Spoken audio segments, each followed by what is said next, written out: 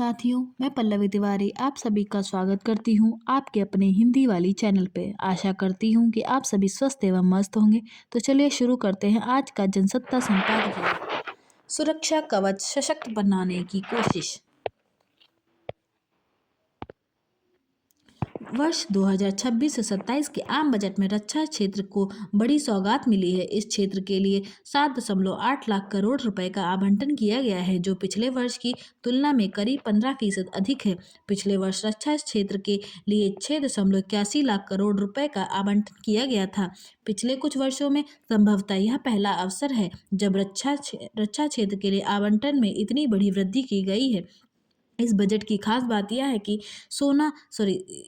है कि सेना के आधुनिकीकरण के लिए 2.19 लाख करोड़ रुपए अलग से रखे गए हैं। माना जा रहा है कि यह पैसा नई मिसाइलों, लड़ाकू विमानों, पनडुब्बियों और ड्रोन की खरीद पर खर्च किया जाएगा। पिछले बजट में रक्षा क्षेत्र के आधुनिकीकरण के लिए 1.80 लाख करोड़ रुपए का प्रावधान किया गया था। सरकार ने देश को रक्षा क्षेत्र में आत्मनिर्भर बनाने के लिए आयात घटाने के साथ साथ शोध एवं विकास को बढ़ावा देने की दिशा में जो पहल की थी, बजट में उसकी छाप भी साफ तौर पर देखी जा सकती है। समुद्री और जमीनी सीमाओं पर बढ़ती चुनौतियों के बीच सामरिक जरूरतों की लिहाज से यह उम्मीद की जा रही थी कि बजट में रक्षा क्षेत्र के लिए कुछ खास प्रावधान किए जा सकते हैं। इस बजट में किए गए प्रावधानों से साफ है कि भू राजनीतिक परिदृश्य में हो रहे परिवर्तनों के दृष्टिगत भारत अपनी सुरक्षा तैयारियों के प्रति कितना गंभीर है। इसके अतिरिक्त पिछले 6-7 वर्षों से जिस तरह से रक्षा बजट में लगातार वृद्धि हुई है, उससे स्पष्ट है कि भारत रक्षा क्षेत्र में आत्मनिर्भरता एवं निर्यात को बढ़ावा देने के दोहरे उद्देश्य के साथ आगे बढ़ रहा है। जैसे जैसे देश में आधुनिक रक्षा प्रौद्योगिकी का विस्तार हो रहा है, उससे उत्पादन और गुणवत्ता की क्षमता में इजाफा होने के साथ ही रक्षा निर्यात में भी धीरे धीरे बढ़ोतरी हो रही है। वर्ष 2020 में संसद की एक समिति ने रक्षा क्षेत्र की जरूरतों को ध्यान में रखकर बजट का आवंटन न किए जाने को लेकर सरकार की आलोचना की थी। इसके बाद से रक्षा क्षेत्र के बजट में लगातार बढ़ोतरी हो रही है। पिछले 5 वर्षों के बजट पर नजर डालें तो सकल रक्षा बजट बीई में उल्लेखनीय वृद्धि हुई है। वर्ष 2021 से 22 में 4.78 लाख करोड़, 2022 से 23 में 5.25 लाख करोड़, 2023 से 24 में 5.94 लाख करोड़, 2024 से 25 में 6.22 लाख करोड़ रुपए और 2025 से 26 में 6.81 लाख करोड़ रुपए का आवंटन रक्षा क्षेत्र के लिए किया गया है। पिछले एक दशक में भारत एशिया प्रशांत क्षेत्र में चीन के बाद दूसरा सबसे बड़ा सैन्य खर्च करने वाला देश बन गया है। बदलती भू राजनीतिक परिस्थितियों में भारत की सुरक्षा चिंताओं के लिहाज से यह जरूरी भी था।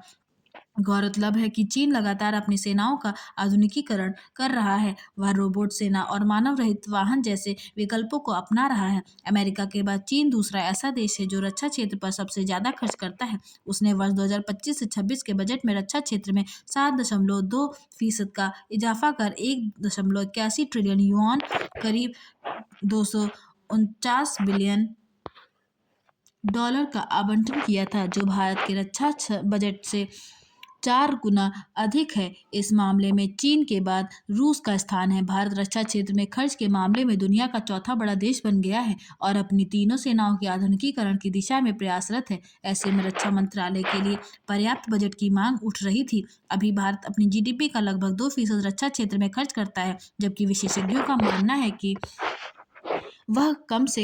यह कम से कम 3% होना चाहिए। अमेरिका अपनी कुल जीडीपी का 4%, जबकि चीन जीडीपी का 3% रक्षा पर खर्च करता है। हालांकि भारत के रक्षा मंत्रालय को आपातकालीन खरीद के लिए धनराशि के विशेष आवंटन का प्रावधान है, जिसके जरिए वह बजट के अतिरिक्त भी धन खर्च कर सकता है। भारतीय रक्षा मंत्रालय के पास इस समय कई ऐसी बड़ी परियोजनाएं हैं जो हमारी सेना की ताकत को कई गुना बढ़ा देंगी। मौजूदा बजट में 26 अतिरिक्त राफेल एम लड़ाकू विमानों के सौदे को अंतिम रूप मिलने की उम्मीद है। साथ ही प्रोजेक्ट 751 के तहत 6 नई स्टील्थ पनडुब्बियों का निर्माण शुरू होगा, जो पानी के नीचे लंबे समय तक छिपकर वार करने वाली AIP तकनीक से लैस होंगी। वायुसेना के लिए तेजस लड़ाकू विमान के उत्पादन में तेजी लाई जाएगी। इसके अलावा LCH प्रचंड हेलीकॉप्टर, ब्रह्मोस मिसाइल के उन्नत संस्करण तैयार करने और रूस से मिलने वाली S-400 वायु रक्षा प्रणाली की अगली खेप के लिए रास्ता खोल सकेगा।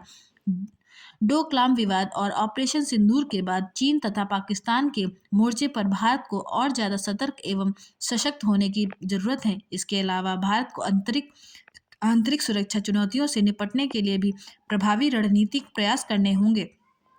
सीमावर्ती राज्यों में कई चरमपंथी संगठन सक्रिय हैं। ऐसे में भारत ने भी दुनिया के दूसरे देशों की तरह सेना के आधुनिकीकरण और तथा परंपरागत शस्त्रों के बजाय भविष्य की तकनीक को ध्यान में रखते हुए निवेश करने की जो योजना शुरू की है, जिसके आने वाले दिनों में सकारात्मक परिणाम देखने को मिलेंगे।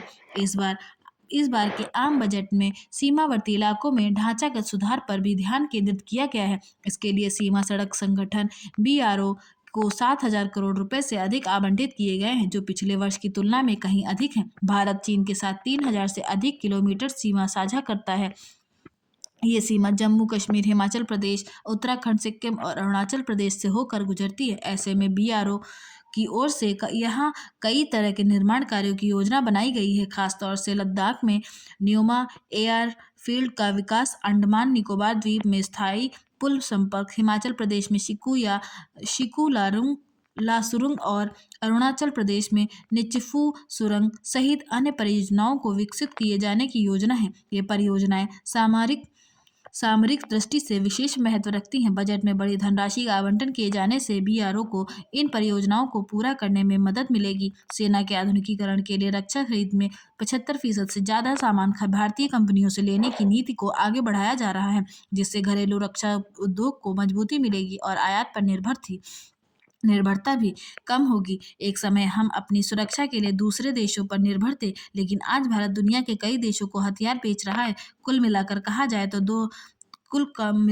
जाए तो वर्ष 2026 से 27 के आम बजट में रक्षा क्षेत्र के लिए आवंटन में जो इजाफा किया गया है, वह बहुत ज़्यादा नहीं तो कम भी नहीं है। इससे सेना के आधुनिकीकरण और मजबूती की दिशा में किए जा रहे प्रयासों को निश्चित रूप से बल मिलेगा। रफ्तार का जीवन। देश की सबसे मजबूत इकाई युवा पीढ़ी, जिसकी सक्रियता, चिंतनशीलता और भावनात्मक समझ ही देश का भविष्य निर्धारित करती है। युवा पीढ़ी की रफ्तार का वेग बहुत प्रबल है। लगातार प्रतिद्वंदिता और प्रत्याशा के कारण खुद को बेहतर रूप में प्रस्तुत करने का मानसिक दबाव उन्हें विचलित कर देता है और मन में सुरक्षा की कमी उत्पन्न कर देता है। आधुनिक युग में प्रवेश ने उन्हें आत्मविश्वास दिया है, लेकिन करियर, रिश्तों और सामाजिक मूल्यों के बीच संतुलन बनाना उनके लिए मुश्किलें खड़ी कर रहा है। सोशल मीडिया के मंचों पर हर अभिव्यक्ति को साझा करने की आदत ने अवसर तो दे दिया है, लेकिन सामाजिक मानदंडों के कारण तुलना की प्रवृत्ति भी विकसित हो गई है। इसके कारण उन्हें थोड़ी हताशा और निराशा भी होती है और जीवन मार्ग असमंजस में पड़ जाता है। उनके आत्ममूल्य पर अब सोशल मीडिया की पसंदगी के चटके या फिर फॉलो करने वालों तक सिमट कर रह गए। मानसिक रूप से विकसित यह पीढ़ी उलझन में उलझ जाती है। कई सवाल ऐसे होते हैं जिनका जवाब नहीं मिलता, सुनने और समझने के लिए भी कोई उपस्थित नहीं होता। कई बार वे संवाद या अन्य माध्यम से बात करने की कोशिश करते हैं, पर वास्तविक मानवीय संवाद नहीं मिलता। आज के बच्चे और युवा अब संवाद के लिए डिजिटल माध्यमों की ओर अधिक झुक गए हैं। वे अपने प्रश्नों, उलझनों और जिज्ञासाओं के उत्तर पाने के लिए ChatGPT जैसे मंच और अन्य डिजिटल साधनों से संवाद करने लगे हैं, क्योंकि वहां उन्हें तुरंत उत्तर तो मिल जाते हैं, पर मानवीय संवेदना का स्पर्श आमतौर पर अनुपस्थित रहता है। यह भावनात्मक थकान उनकी मानसिक स्थिति को प्रभावित करने लगती है। आधुनिक संसाधनों के कारण युवा वर्ग के पास जानकारी तो बहुत है, लेकिन वे संवेदनात्मक और भावनात्मक संचार से दूर हो गए हैं। इसका प्रभाव उनकी सृजनात्मक क्षमता पर पड़ता है। सभी दुष्प्रभाव जानने के बावजूद उन्हें उपदेश नहीं दिया जा सकता। केवल सहानुभूति दिखाकर उन्हें समझकर संवाद करना ही प्रभावी होता है। जब वे समझ जाएं तो उनकी ऊर्जा प्रगति के मार्ग पर लग जाती है। युवा मन स्थिर नहीं है और अप्रत्यक्ष मार्ग पर चल रहा है। विकल्प बहुत है, इसलिए वैकल्पिक भ्रम भी बना रहता है। प्रतिद्वंदिता में खुद को सिद्ध करने का प्रयास और सामाजिक तुलना में स्वयं को सिद्ध करने की प्रवृत्ति उन्हें चिड़चिड़ा बना देती है। धैर्य की कमी और त्वरित निर्णय जो कभी कभी सही नहीं होते, उन्हें अनजान रास्तों पर ले जाते हैं। मंजिल नहीं मिलने पर हताश होती है। आत्मचिंतन से आत्मसंघर्ष उत्पन्न होता है, जो उनके लिए लगातार चुनौती बनता जा रहा है। युवा पीढ़ी की स्थिति गंभीर सामाजिक मुद्दा बन गई है। उनकी क्षमताएं असीम है और उन्हें समझ, संवेदना और भावनात्मक मार्गदर्शन की आवश्यकता है। अगर उन्हें विश्वास, सहयोग और संसाधनों के माध्यम से मार्गदर्शन मिले तो उनकी अत्यधिक विकसित मानसिक क्षमता राष्ट्र की सशक्त युवा शक्ति में परिवर्तित हो सकती है।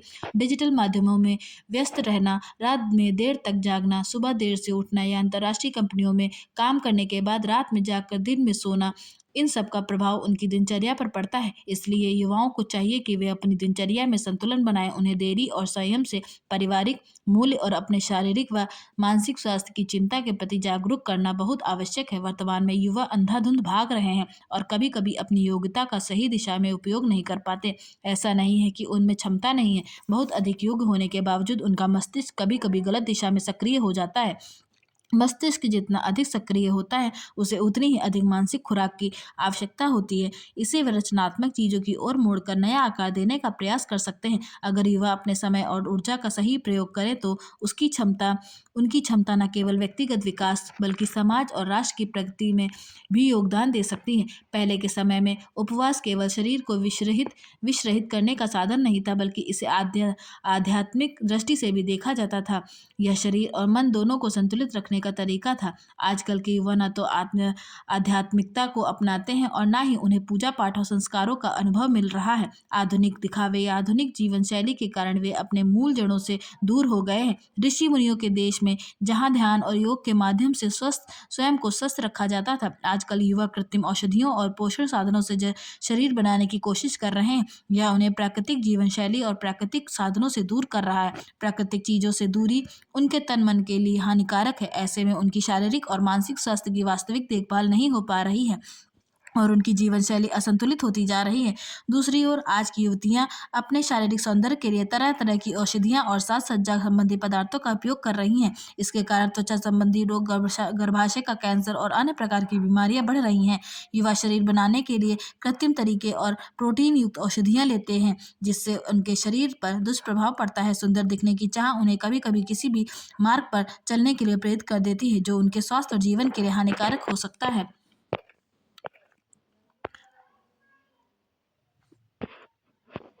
आशा करती हूँ कि आपको आज का वीडियो पसंद आया होगा।